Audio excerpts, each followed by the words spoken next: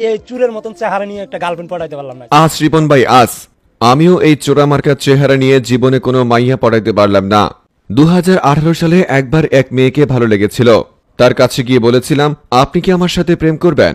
উত্তরে মেয়েটা আমাকে বাসায় গিয়ে আয়না দেখার মতো একটা কথা বলেছে। বুঝলাম না মেয়েটা কি আমাকে অপমান করলো। সত্যি বলতে সেদিনে বুঝে গেছি আমার এই চোরামার্কা ক্ষোভা নিয়ে আমি কোনোদিন কোনো সুন্দরী মেয়েকে পটাতে পারবো না। পড়ানো তো দূরে থাক, কোনো মেয়ে আমার দিকে ফিরেও তাকাবে না। তাই দয়া করে আপনারা একটু সাজেস্ট করেন পৃথিবীতে কি এমন কোনো ক্রিম কিংবা মেকআপ আছে কিনা যা কিনা মুখে মাখলে আমারও প্রেম হয়ে যাবে। এই চোরামার্কা ক্ষমা নিয়ে বিস্তারিত দেখুন রিপোর্টার 26 বছর বয়সেও প্রেম না করা এক যুবকের রিপোর্টে। সাথে আছি আমি নিউজ ভাইয়া। রিপন ভিডিওর কথার সাথে আমি পুরোপুরি আস রিপন ভাই আস, তুমি শুধু একা না, আমিও আমার এই চোরামার্কা চেহারা দিয়ে আজ পর্যন্ত কোনো মাইয়া পড়াইতে পারলাম না।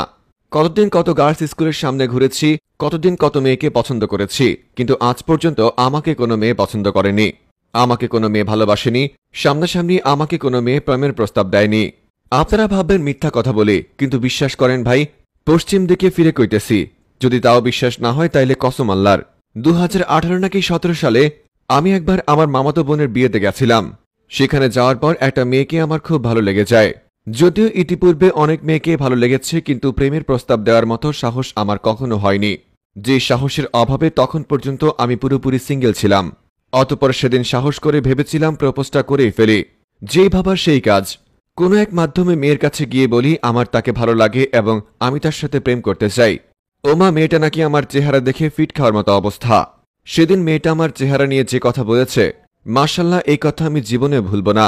বিশ্বাস করেন, মেয়েটাকে প্রপোজ করতে যাওয়ার আগে আমার কনফিডেন্স লেভেল একদম হাই ছিল, কিন্তু যতক্ষণ থেকে মেয়েটা আমাকে আমার চেহারা নিয়ে কথা বলেছে ঠিক সেই সময় থেকে আমার কনফিডেন্স লেভেল এতটাই ডাউন হয়েছে যে জীবনে দ্বিতীয়বার ওইভাবে কোনো মেয়েকে প্রপোজ করার সাহসী হয়নি।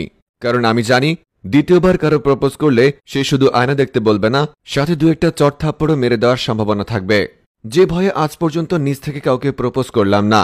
এছাড়াও আমি জানি আমার চেহারা দেখতে কতটা চোরের মতো, তাই তো ফিল্টার মেরে মেকআপ মেরে ফেসবুকে ছবি আপলোড দেই, আর সেই ছবি দেখে কিছু কিছু মেয়ে আমার প্রেমেও নাকি পড়ে।